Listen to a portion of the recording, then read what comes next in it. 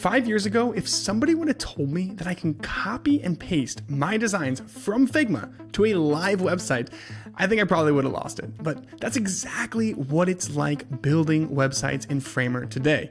All you need is the Figma to Framer plugin. Just select the layers you want to copy, run the plugin, paste into Framer, and then you are ready to publish it directly to the internet. It feels a little bit like magic, and you can experience it today. All you have to do is head to dive.club/Framer to get started. Okay, now on to the episode. It's all communication, but there's so many hidden knobs that you can tweak. And most people either don't know they're there, or they don't really care, or they don't think they're that useful. I think that's sort of, to me, how I view work as successful these days, is I'll spend all my time thinking about the idea, and then eventually a lot more time how it gets to you. And ideally, people will only recognize the power of the idea, and they don't notice the stuff in between. If people knew the crazy things that I was doing before I sent that video, they would think that I was either totally insane or wasting time. Welcome to Dive Club. My name is Rid, and this is where designers never stop learning.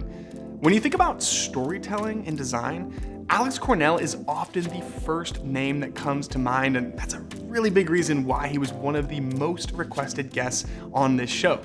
So this episode is a masterclass in the finer details of communication. We get into the backstory of his startup Cocoon, and he even shares some lessons learned while designing the Substack and Linear mobile apps. But first, let's hear more about Alex's background in video, because it plays a major role in who he is as a designer today. You know, you get your first video camera and take it on vacation and see what you can make with it. It's pretty exciting. So my first job in college was working at the media lab that we had, and this is like 2003. So the media lab back then is like a Mac and Final Cut, and nobody knows how to use it. And they're like, if you can figure out how to use this thing, maybe you can tell other people how to use this thing. And since like nobody knew how to use any of the technology in this room, nobody would ever visit the media lab. So it would just be me there all day with these very powerful computers that were there theoretically for students to come in and use, but it was just basically me in there the whole time, which was amazing. And I think like that laid the technical groundwork for understanding how to use video at all, which translated to YouTube when it became popular. I think it was like 2006 or 7. And I was really into music as well. So combining those two things, making videos and making music, I spent a lot of time doing that for maybe till like 2010 or so.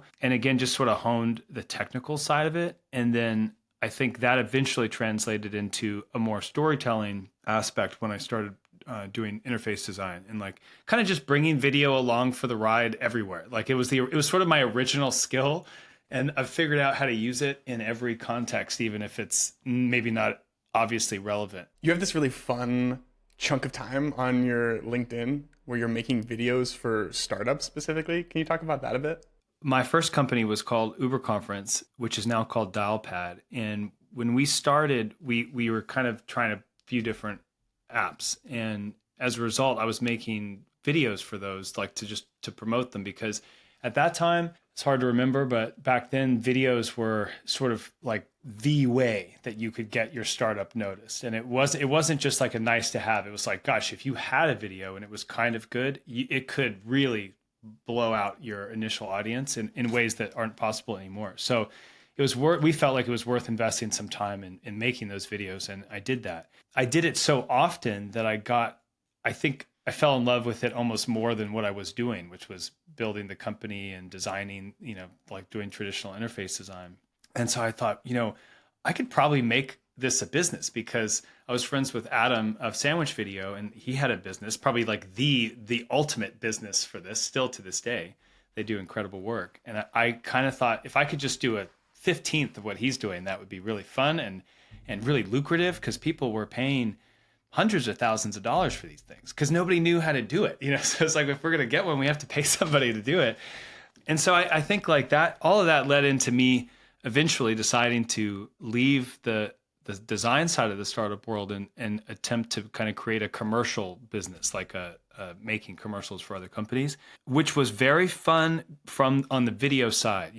Working with companies and trying to think of how to express their ideas, actually executing the video. I think probably my favorite professional environment is a movie set. It's very efficient. Everybody knows their role. There's a ton of people, but somehow everybody works in harmony. And it's very unique. Construction sites, movie sets, kitchens, like there's a few examples of these places where you have like, a hornet's nest worth of people that somehow all like collaborate in a way that is really efficient, which is pretty unusual. So I love that about it. But the thing that I guess I should have known, because I'd done client work before, video work is sort of the ultimate client work. And that aspect of it, you go on a day's shoot and you come back and you send the client, what you have, and they're like, oh, we like it, but like maybe not that location.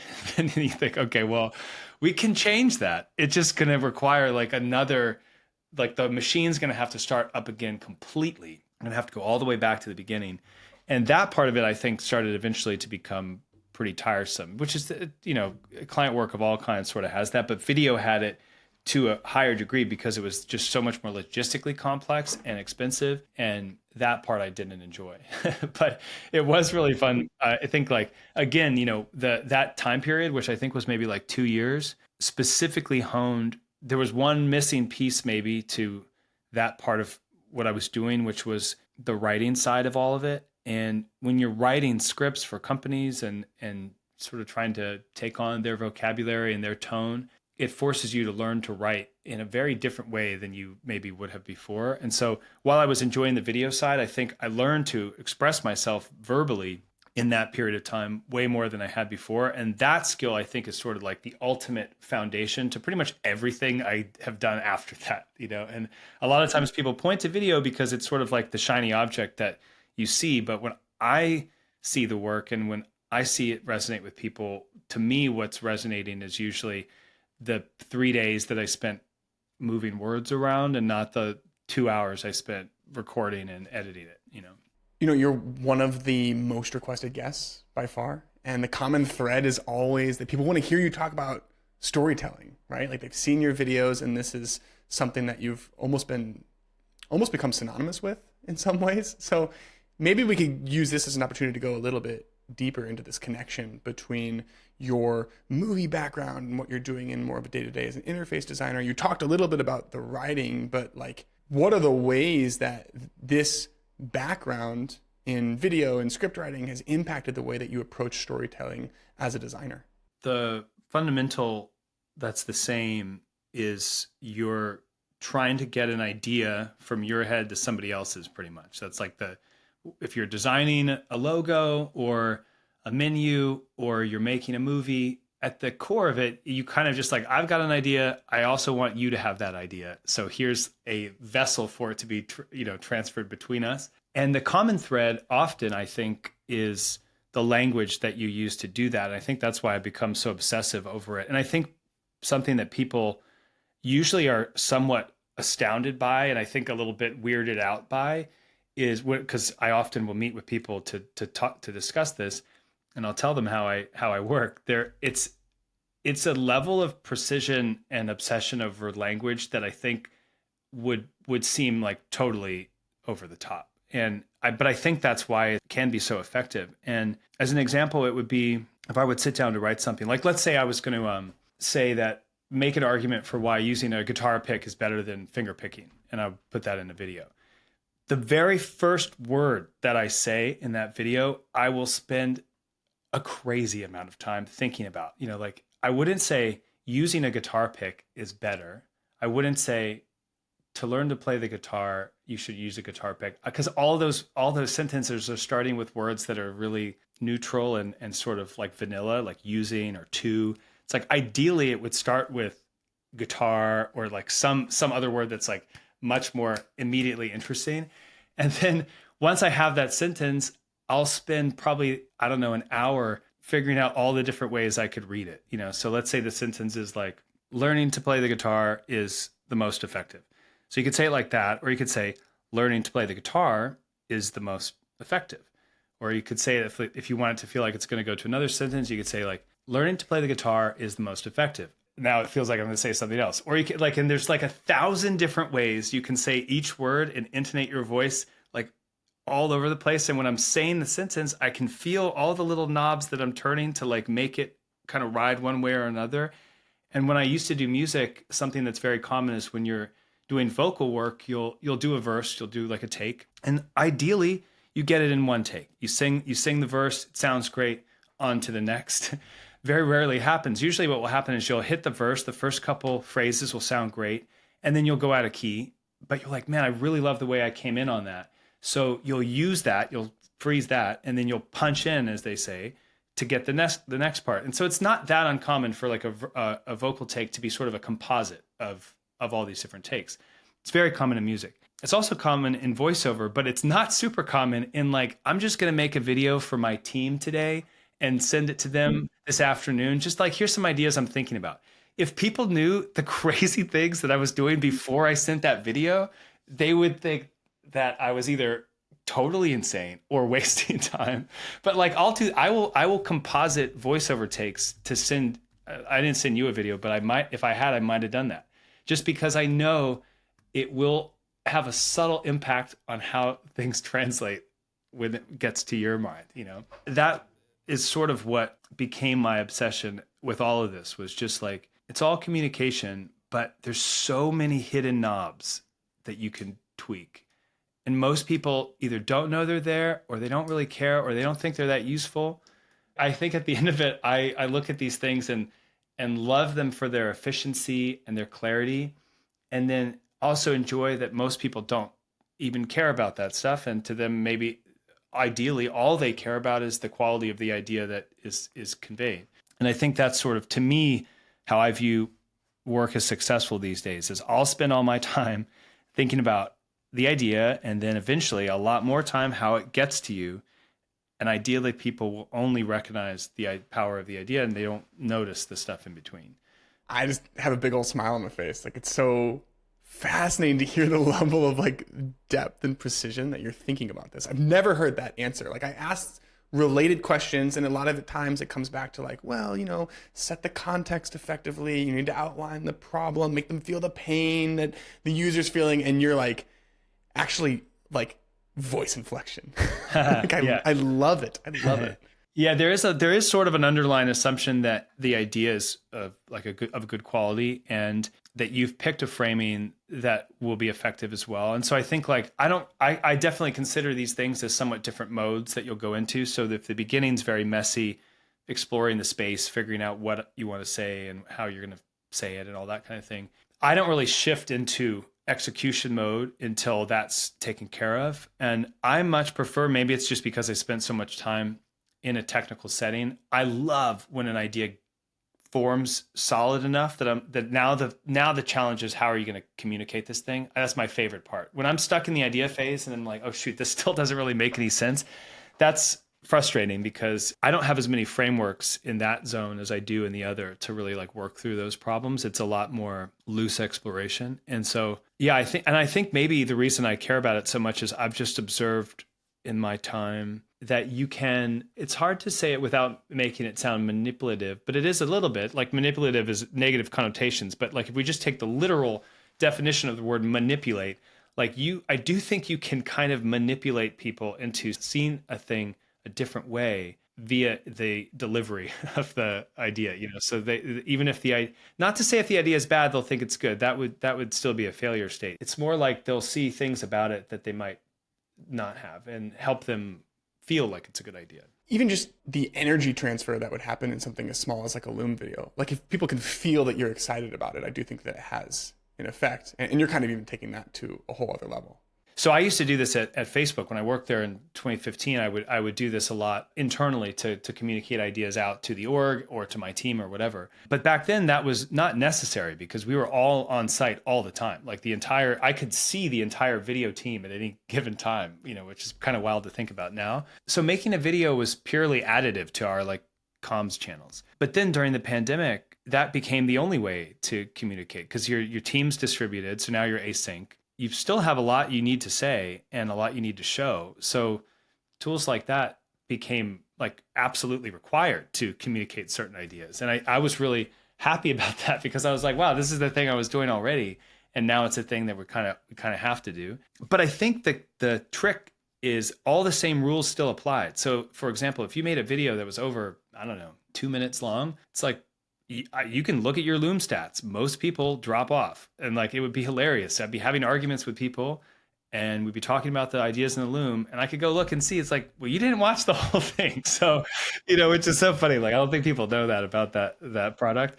But the point is that all the same rules around like posting to YouTube and making it engaging and like thinking about how you're going to hold people's attention apply in corporate communications as well. And I think there's like a mistaken assumption that people will read everything you write and watch everything you post, and that's absolutely not the case. So you have to kind of work against it. You mentioned the videos for Facebook. I recently shared the 3 Dot Chevron newscast that you made in the newsletter, and people loved it. And so maybe you could talk a little bit about like, why do you think that video stood out? But then also like, how often are you doing this kind of thing? Like, are there other related examples that you can share? Yeah, very often I would say. And the reason I think that one resonated was it's sort of the way I think about almost everything, which is that if you have a thought, which in that case, the thought's pretty simple. It's like, I think the indicator, the icon for more actions should be different. I don't think it should be a chevron. I think it should be a 3 dot. There's 1,000 ways you could attempt to make that change at a company. You could write something, you could say something. There's all kinds of ways. And maybe you could say, well, one way would be to make a video and you just make a video and you talk about it, whatever. In my mind, I'm always thinking about how would I take it not like 1 or 2 turns further, but like 7 turns further. Because at a certain point, once you take it that much further and like maybe weirder or more intricate or whatever, the fact that you did that almost becomes itself an object that people react to. So even if we're not looking at the ideas in the video, the fact that it's me debating 2 of myself live, so that's another turn. Like doing it live makes it way more complicated because now you've got 3 cameras, 2 of which are mirroring their perspective. So I can turn to my left and then cut to that other camera and it looks like that guy's turning to his right. So it's all done live. So it's like the diagram for that video was so crazy because I remember thinking about it on the bus. I'm like, if I turn to my left though, and there's 3 cameras, it's gonna look like this guy, I'm turning to my left and the other guy's turning to his left. It's like, that's not gonna work. So they have to be mirrored. It was like drawing it around. And like, just the fact that happened is enough for people to be like, what the hell's going on? Like, why would anybody do that? So that becomes its own little thing. And I think sometimes that's the key that sort of lets people in and they're like, well, this is weird as hell. I'll listen to it for a second, And then of course it's important that the ideas that are being communicated once you've got people are good. And I spent a lot of time writing that. So I think again, it was live, but I wrote everything and I'll do it very frequently. I'm not doing it now, but it wouldn't be unusual for me in a situation like this to actually have written everything I'm going to say. And I've gotten very good at delivering things in a way where I'm reading something, but you can't tell that I'm reading it. So I think that's why it resonated. There are plenty others there. And I think one that I can share because it specifically didn't have any real details in it on purpose was I created like a fake feature, hypothetical feature, and sort of filmed a thing which sort of presumed it had been shipped. And as a result of it being shipped, there was some controversy that different people felt differently about it. And that was sort of the video, was people arguing about whether or not it should stay that way. And the nice thing about it was it sort of allowed me to say everything that I wanted to without incriminating anybody or making anybody feel bad, because I'm just talking about this thing I made up. The thing doesn't even exist, My favorite part of it was to make it look like it was real. I filmed an actual presentation in a conference room. So I had the audience and I had the speaker, and then isolated the audience, then filmed myself in the same room speaking it to like in the same perspective and everything, isolated myself, and then cut a keynote, isolated that, replaced it on the video. So then composited all that together. It looks like I'm talking to the audience with this deck on the screen. So then now I can intercut between me, the keynote. So I can often would just cut to the keynote because then it's just I have full control over that. My audience loop, which was usually, I think it was like 15 seconds long. So I couldn't stay on that shot for very long. And then I had like a close up of myself as well. So it looked like if you just looked at that in newsfeed and you're looking and you're just going about your day, it looks like I'm presenting to an all hands audience, this concept. And that was, I think, enough for people to be like, what the hell is going on? And again, the weirdness of that, like the 5 or 6, 7 turns beyond how you might otherwise have communicated that idea, became an object itself that people could react to the secret way, the Trojan horse, I guess, into their mind. I actually did one while I was there that was like a fake promo video for a thing I thought we should do in live. And I just posted it to my profile, and I got a message from legal like almost immediately, and it was like, we haven't seen this. You can't ship things like publicly without going through all these processes. And like I was basically getting like reprimanded for this thing. And I had to write back, and I was like, oh, no. Nothing about this exists. Like this doesn't, they're like literally not even the app icon, not a thing about this is real.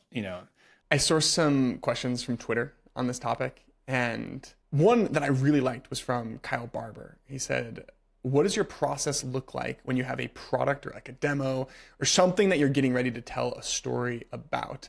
How do you identify the things worth focusing on after you've spent a while like in the weeds designing it? The two analogies I would make maybe are to a math proof and also to just an upside down triangle. So like I think whenever you're shifting from, okay, let's say you made an app and it's like, how am I going to explain this thing? I think that it's really important to start with fairly broad message that's like relatively not that controversial that people agree with. And that's the math proof element of it, which is basically like, if I want to convince you that, C equals D, I would start with something like, well, do we agree that A equals A? You'd be like, yeah, obviously, and then it's like, okay, great. A equals A. So 2 A's equals 2 A's? You're like, okay, yeah, sure. Like, and you just sort of like, you just layer like one new thing at a time to eventually like to where when you finally do have to force somebody to cross a chasm that they may have not crossed before, you've built up all this momentum with them where they're like kind of nodding along and they're like, yeah, this makes sense. This makes sense. That when that moment comes where you sort of have to take the leap together, it's not that crazy because they're already kind of with you, The alternative approach, which sometimes can work, is to just start with that and just be like, here's a surprising idea. You've never thought of this before. And then and that can send people one way or the other. They could be like, whoa, wow, that's really crazy. I love this idea. Or they could immediately be like, wait, what? Like C doesn't equal D. Doesn't make, like literally they aren't the same. Why would doesn't make sense, So I think a lot about like what style is going to work depending what it is. I think the hardest I ever felt this was when we worked on Cocoon, which was the company my friend Sachin and I started after working at Facebook the first time. That was probably an app that had the closest overlap or the tightest overlap to my skill set being in design and what we're talking about. And then also a problem that I like personally really wanted solved. Because I worked on lots of things, live video. I liked going live, but that wasn't like core to my life, But what we were working on at Cocoon was core to my life. Like it was like a problem that I really, really enjoyed our solution for and like really wanted other people to experience. And so then when it came time to communicate that to people via video or whatever, that was by far the hardest I ever felt it was, because maybe it was so close to me or I cared so much about it that every idea that I had of how to communicate it, I would shoot down for one reason or another. And that was an interesting experience because I never had really been stumped in that way or like quite so for so long as I was with that. And funnily enough, the thing that broke me out of it was TikTok at the time.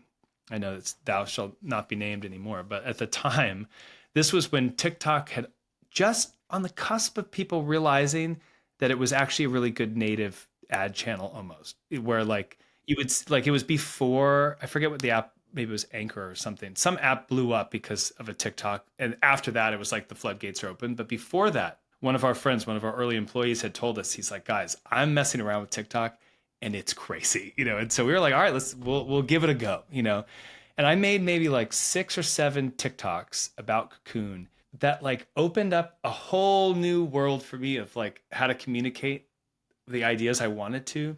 And it was amazing. I never had I hadn't had that experience in a really long time. And I don't know what it was about the media. Maybe it was just that it was sillier. I think that was probably what it was. It was just like less pressure, but it was pretty weird because it was definitely not my normal style. And sometimes post them because they make me laugh still.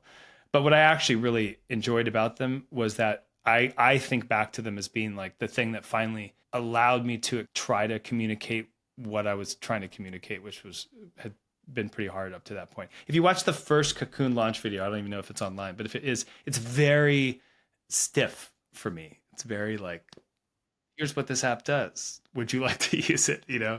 And that I think was not the right delivery. Can you give a little bit of background as to what Cocoon was for people who are not familiar? And also, it's clear hearing you talk that you cared deeply about it. So maybe you could even touch on like, why was this such a big deal for you? And ultimately, how'd you get to the point where you were like, yeah, I'm going to leave Facebook to start working on this? We actually left without an idea. Sachin and I had become friends working together at Facebook, which is an experience I hope for anyone in the field, I guess, to find a working partner that inspires them. And, I think when we started working together, it felt very different than like almost anybody I'd worked with before.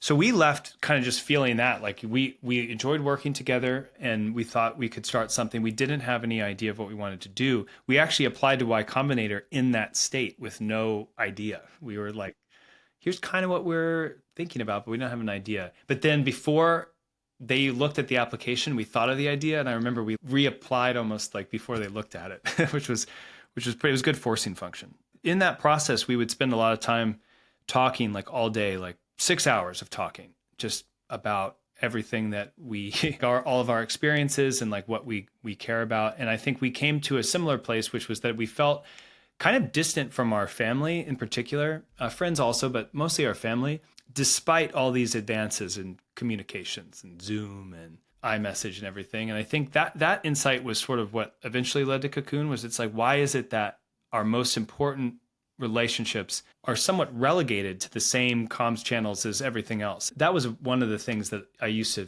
enjoy saying. Was it was not unusual to get a text from DoorDash saying like, your burrito's here, and then get one from your mom. And it's like, this is weird that the same style of message is delivered in the same zone. And on the one hand, it's like, wow, cool, what a versatile tool. It can handle all these things. And nobody wants multiple apps. It's like, we want everything in one place.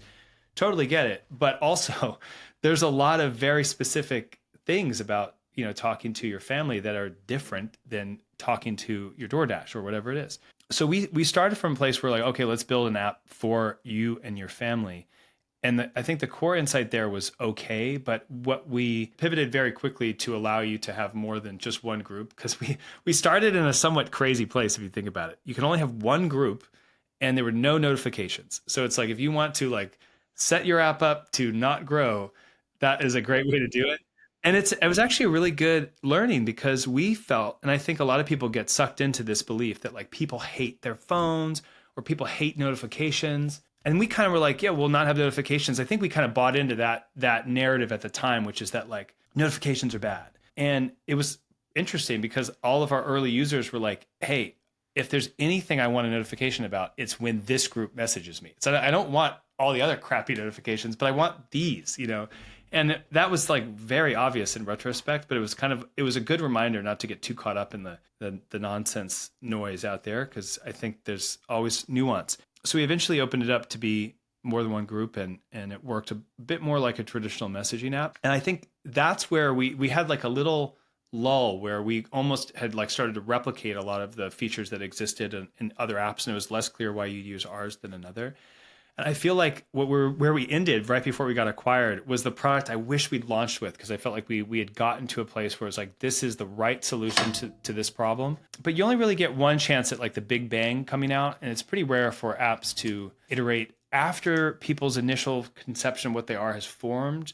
Then it's a little bit harder. I mean, you see this, in the market today. We could probably list tons of examples. But yeah, anyway, it was a really fun product to work on. I really did enjoy it. I actually worked with the same iOS engineer on that app as I did at Substack, because we got acquired. And then also we ended up at Linear together too. So we worked on 3 apps together in 5 years or something. It's hard to give advice because sometimes it's like, my advice would be to find that person in your career, but it's you can't really manufacture that. But man, when you have that kind of relationship, especially as a designer, finding an engineer who you trust that can execute your designs in the spirit and maintain like the intent to where there's really like almost no lossiness is like everybody would agree that's kind of the holy grail, you know. Hey guys, real quick, if you know me, then you know I love products. So I want to take just 30 seconds to tell you about 3 of my favorites.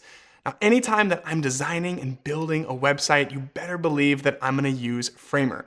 I made the switch recently and I'm never going back. Now, once it's time to animate my designs and showcase my work, that's when I'm going to use Jitter. It's like Figma only for motion design. And every step of the way, I'm going to be using Raycast constantly. It's the cornerstone of how I use my computer and the way that I stay in flow while I work. Now, I hand-selected Framer, Raycast, and Jitter to partner with me so that I could do these interviews full-time. So if you want to show them some love, it would mean a lot. Okay, now on to the rest of the episode. Let's move forward in the story a little bit. So Substack acquires Cocoon. You're now tasked with taking something that's working on web and going kind of 0 to 1 on their new mobile apps. And one of the things that I heard you say about the experience is that it gave you the opportunity to nerd out on typography for the first time in a while. So can you share a little bit more about what it was like designing the new Substack mobile app? That was a unique experience for me from the get-go to take a product that has fit in the market on desktop, email, and translate it to a mobile context. Because before that, I'd almost always been trying to find product market fit. So with Cocoon, it's like, you know, we are iterating to get to that state. We're not like translating a use case to a different form factor. And so I really enjoyed the specific nature of the Substack app is that it's a reading app. You know, so you're focused quite a lot on people's experience reading on the phone. And that had not really been like something I'd thought about a ton before that. In Cocoon, we did use a custom typeface, but the reason we were doing that was mostly for character. You know, so we had started with the system fonts. We switched to something that had a tiny bit of little bit more softness because we wanted it to just feel that much friendlier. But it was very much like a brand thing. It wasn't really like a legibility thing. We accepted it because it felt just as legible. But in Substack, it was the first time in a long time, and I went to graphic design school, that I'd really thought about like typography. You know, like how many characters are on this line? What's the line height? You know, like what's the X height? Like, are we worried at all about these serifs like being a little bit less legible when the contrast is high? Like all that stuff brought a lot of my early career back flooding up to the forefront, which I love because it's actually really depressing, I guess, to me, where we are as an industry now, where we pretty much mostly use system fonts. And when I say we, I mean like most of the apps I use, you know, like I know there are apps that don't do it, but like most do. And on the one hand, that's amazing because I love San Francisco and I love all its little variants. I love Apple symbols. I love using San Francisco. It's a great font, but also it's weird that that's not a decision anymore. You know, like I don't even think about it anymore. I'm just like I said, I hate 15 and 17 point type. So I always, it's like 16, 14, sometimes 12 or 11, maybe if it's all caps, but like, you know, like I don't think about it. Like 16, great, 22 or 24 line height, and I'm off and running, and I know all my colors. I have all my hex codes memorized. I don't decide anymore on these things. And the weird thing is, when you start out as a designer, especially in traditional graphic design, you probably spend, I don't know, 60% of a project worried about the specifics of the typography. What's the typeface? Can we get it licensed? You know, okay, we bought one variant. We have this one variant we're going to use. And it's like you're dialing in things, especially in like static graphic design, to such a level of precision that, you know, I think mobile designers would kind of balk at now. And I do miss that. And I miss when it came up in Substack that we could maybe do a little bit more on the typeface selection. I got really excited just because I hadn't really thought about it for a while. And I think one thing that I found when I was selecting the typefaces was, depending who you talk to, there's a lot of feelings around how objectively good or bad certain typefaces are for reading. And that's true. Like there are things that affect legibility, and there's lots of little dials that can be turned to push that in either direction. But I do feel like at a certain point, especially with like modern typefaces, the decision is really like a feeling decision. Like there's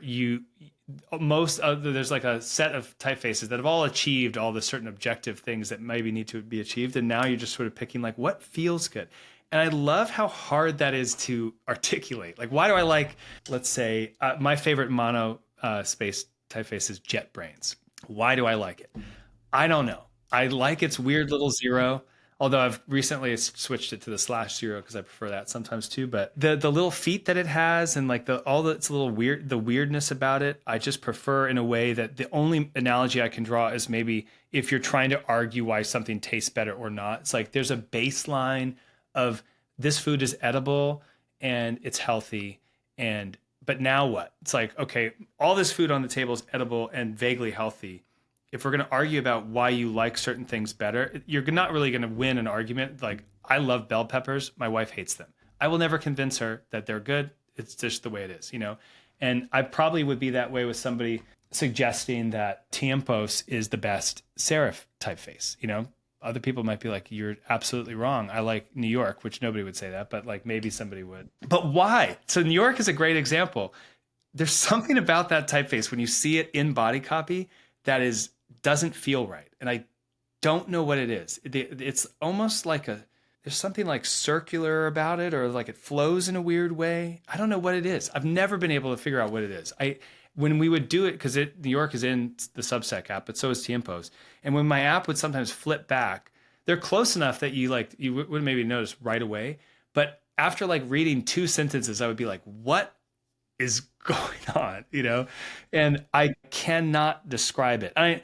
If forced to, I could, like with all the technical reasons, but those aren't the reasons why I don't like it, So yeah, anyway, I love that experience. I liked putting in the little type selector and making that a big part of the app and putting a lot of care into that. I also really like doing it the proper way, licensing everything. I like, Type Foundries and the whole thing. That's one of my favorite areas of the field to support, just because it's great. I just can't imagine doing that, executing a typeface and commercializing it. It's like, seems so crazy. And so for the people that do it, especially foundries like Klim is probably my favorite, I would go a long way to like try to support, those efforts. I want to return to something you said, which is that this was kind of your first time working from a place of established product market fit and then translating it to a new medium. Because it's kind of interesting, like you went from doing that for the first time to then doing it immediately afterward with Linear. So are there common threads between those two experiences that would maybe shine a light on how you approach your practice as a designer? Yeah, but I'd have to dig for them because there's such different products and there's such different teams that the experience felt dramatically different. The thing that was the same, I think, is there's a really weird instinct that designers, I think in particular, have, which is to look at a problem space that's been explored already. So that would fit the category in both of these, where solutions have been established. And I don't know what it is inherent in many designers, myself included. There's that feeling to just, what if everything was completely different? That's like an instinct that people have. And you hear it in critiques all the time, and it drives me crazy when people are like, why are we even doing it? Should we step back and like figure out why are we doing this? What's this? And it's like, okay, we're gonna go down that path. It's like it's very tempting, and I understand that, But I felt, yeah. I felt it too. I think in both times where I would look at the architecture that I'm moving over to mobile, and like in Linear's case, for example, because there was like 100 million iterations of it, which I hope to one day be able to share. I was just caught up in like, what if it worked a different way? What if it was organized a slightly different way? And it was funny because like for somebody who finds that, or who's so allergic to that instinct when I experience it directed at me, it was kind of weird to do it myself because I would imagine it was probably kind of annoying. But what I loved about working there was Kari and the team was really open-minded to that kind of thing. Like they were very into the idea of like, yeah, let's go look over here, see if that makes sense. Let's go look over here and see if that makes sense. And I think it was probably one of my favorite experiences in being allowed to explore. It's actually what every designer asks for. It's like, what if I could work somewhere where the CEO and leadership cares deeply about design? They let me do whatever I want. They let me work with the people who I want to work with. and the product is cool and interesting, and in their case, profitable and like an incredible product. It's like you could not draw up a more perfect situation, which is like was really interesting for me because I similar to as I was describing before with Cocoon, it was hard for me in that perfect scenario to figure out how to articulate some of the ideas that I usually would come so naturally. It was similarly difficult, I think, at Linear to decide on the final form of what that app could be because there was like I could do anything, like everything was available. And I really like where it ended up just before I left. I think it was in a really good place and I'm really excited for it to come out. But it was a very interesting experience, like having everything all the circumstances be totally ideal.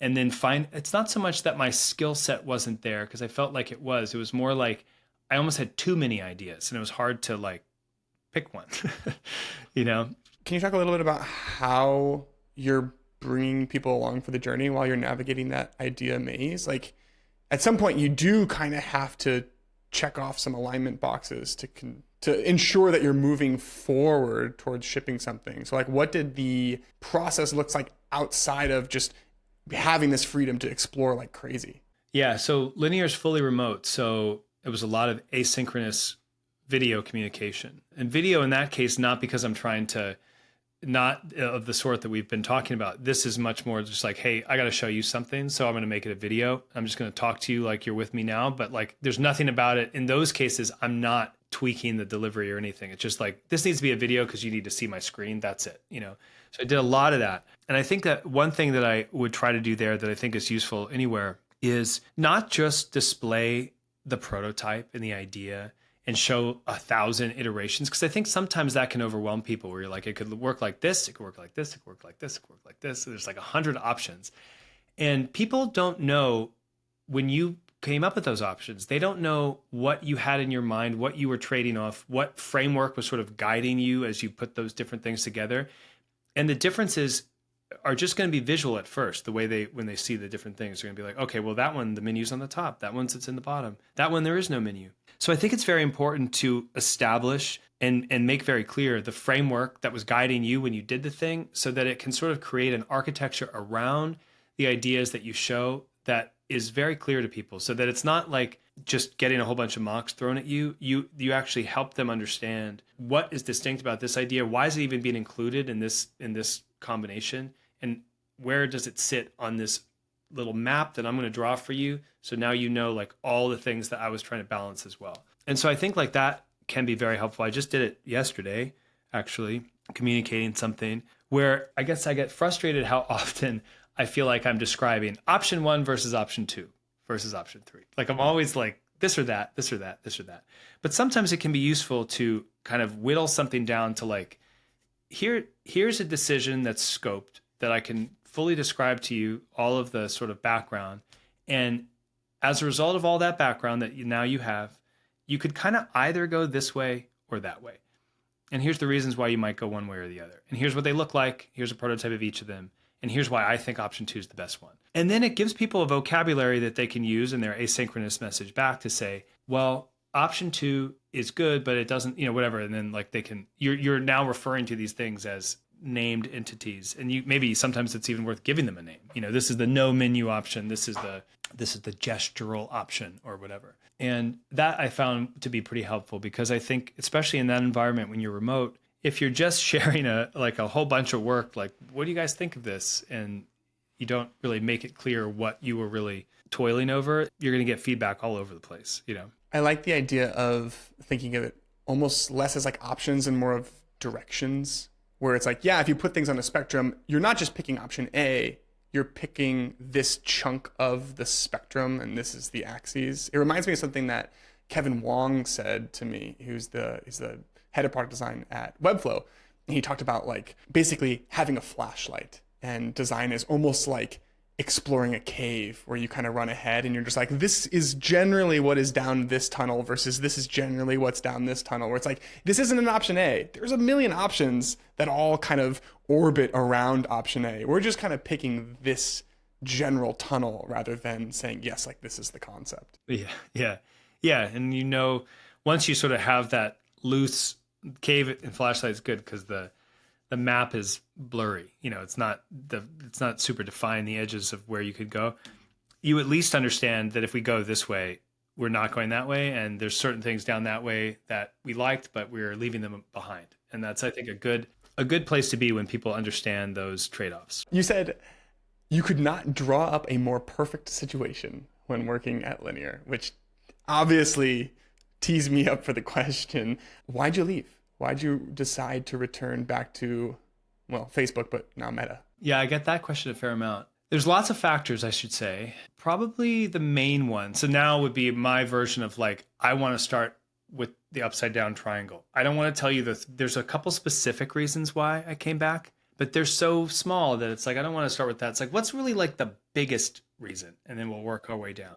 I think the biggest reason was I'd had enough experiences that I could reflect and think like, what actually is my favorite professional environment? I think that Facebook or Meta, well, I shouldn't say I think, it is that for me. Like I can say that with confidence that when I look back at 2016, 2017, like that was my favorite. And a large part of that was the people that worked there and what we were working on. And so I think one thing that changed, because like I left, so why would I come back? One thing that changed was a lot of people started to come back. A lot of specific people who are my really close friends either came back or were still there. And so, and not to mention that, it started to be that they were all on the same project as well. And I think in particular, what I liked about working at Facebook last time was I was working on Live, which at the time was a new thing for the, not really for the world, but like it was a new product space. And so that was exciting. The company was treating it with very high priority, which adds a little bit of chaos and urgency that I like in an environment like that. And so you combine the people with a new space like that, which in this case is AI. And then I think like I'd spent 6 years in the startup world. And I do think of being in the startup world, especially early stage, is like kind of being off of your home planet. Like it's less oxygen, it's more dangerous, and potentially it's way more exciting and interesting and valuable. But at the end of the day, if you're gone for 6 years from the home planet, it's like you start to kind of run out of food. It's like you miss your family. It's like kind of intense to be out there that long. And so I think there was something interesting too about returning to home base in a way. And I think ironically, the misconception would be that I'm describing that it would be somehow easier or less intense coming back to the home planet. I can say with confidence that having returned, working at Meta in this is way more intense than working at a startup. That I can say for sure. So that's not it. It's not like you're coming back to rest or anything like that. But I do like the kind of cadence of like being on the home planet, leaving the home planet, going back to the home planet, and then maybe, who knows, maybe one day leaving the home planet again and starting something else. But I've been very pleased that in returning, I did find what I remembered about working there before, which was that it's a great company to work for and the people there are amazing. And I don't know, I think that was kind of what I hoped would be the case when I left and why I would even have considered leaving. Because people were pretty surprised. Like I remember when I was talking to Kari, we were like, whoa, what? This is kind of a crazy thing to do. Like, why would I even want to do this? But he was very understanding. And I think, especially when people are involved, when you're like, look, like all my buddies are back there. It's like, and I really like this space. It's like, it's kind of hard to argue with that at a certain point, And also, so now we're down at the bottom of the triangle. I think also I like working with people in person. Like I said, when I worked at Facebook before, I could see my entire team. If somebody wasn't there, everybody knew because it'd be like, oh, where's Josh today? It's like, he's not at his desk. That means he's not working today, which was crazy. And I'm happy to just sort of agree to disagree on this one with like the general world. I feel pretty strongly that remote is less effective. That doesn't mean it's bad, but like if I'm going to start a company, it will absolutely be a hybrid at least. When you reflect on the last 6 years, what's a way that you think that you grew as a designer while you were on the alien planets? Well, I could say there's lots of very just technical ways you grow when you're building an app from zero, which I did 3 times there. So you get a lot of experience doing stuff that you don't get at a big company often, which is like, how is settings going to work? how is login going to work? What are the trade-offs to auth? Are we going to do phone? Are we going to do, I don't know, God forbid, password, like that kind of thing. You get a lot of experience with the sort of the fringes of app design, even the app icon, for example. It's like, that's the kind of thing that you don't really touch as much when you're at a big company or even just a bigger startup. So that was good because there's certain things I do now, whether it's like, okay, time to design comments. It's like, which one of the 12 that I designed over the last 6 years should I choose? Now it's time to design a composer. Which one of the 30 would I like to choose from my repertoire of designed composers, And so it's like that kind of thing became pretty helpful because a lot of these problems we solve these days, they can be new. I actually hate that expression, there's no new ideas, because there absolutely are new ideas. I could think of a ton of new ideas today, probably, if you really want. It's like, there's lots of new ideas, but the ingredients are all the same. So like I said, I've designed 1,000 composers, 1,000 setting screens. When I go to make a new dish, I will take my ingredients of I like this composer, I like this auth flow, I like this size of avatar, and I will mix them all together. And then I will take my new ingredient, which I discovered in the garden, and I'll sprinkle that on this thing that otherwise resembled everything else you've seen before. But now it's different because we had this one new thing, And that, I think, was nice because when you just the reps of doing that, because you're not just doing it 3 times, you're probably doing it 300 times because each app lives 1,000 lives, If you consider every version of each of those apps that existed at any given moment, Cocoon, Substack, or Linear, they've all been fully formed and killed many times. And so I think it just reps at a certain point. That was the most valuable thing, probably. Are there things that you're doing outside of reps to invest in your ability to understand the different types of ingredients, how they fit together, and ultimately shape your taste palette as a designer?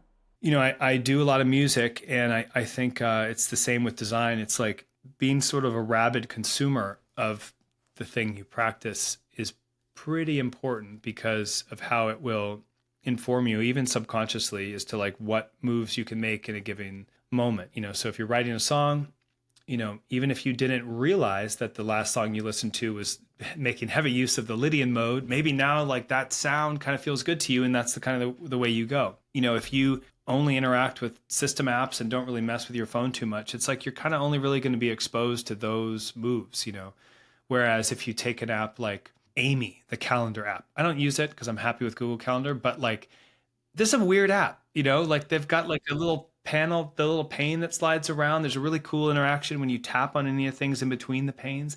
And it's just being exposed to that idea that somebody had now makes you think oh yeah, what if apps did have multi-plane, and I saw it actually. There was somebody on Twitter the other day, they posted an idea and there was a little panel back and forth like this. And I was like, I know where that came from. It's taken off. I've seen it too. I've seen that idea multiple times. I actually had Dennis on, I don't know, 6 or 7 episodes ago to interview, and the way that he talked about the underlying why they created it that way was so interesting, because he was basically he almost went as far to say that it was a failure of design to have things split up into isolated pages, where it's no, an app should be more of this fluid experience where things connect and everything is like that. It all is just different sheets that expand and collapse, and it's really interesting. And I do think that it is having an impact on different UI explorations that I'm seeing on Twitter. It is, yeah. And I think that's the value. And even if you don't use it, being exposed to it and understanding, and ideally doing what you described, which is talking to or listening to the person who thought of the thing, would be the best way to kind of get inspired, because then not only have you seen it, but now you sort of understand the things that were going through their mind. So yeah, that's probably something that I do, which is pretty common, I guess, but it's very important. Well, Alex, I feel quite confident that we could have this conversation for a full other hour. I have a limited calendar invite though. This has been amazing. Thank you so much for coming on and just sharing a little bit more about your journey and telling some of the stories and things that you've done along the way. I think it's been really inspiring, and I'm hoping a lot of people can get even just excited to kind of put themselves out there and do their own thing from listening to you talk. Awesome. Well, thank you for having me. Fan of the show, as they say. And yeah, honored to be here. So thanks again. Hey, it's Rid. Don't forget, if you want to go even deeper, each week I send an email out to over 10,000 designers with bonus resources and key takeaways from these conversations. So head to dive.club/email to sign up. Okay, I'll see you next week.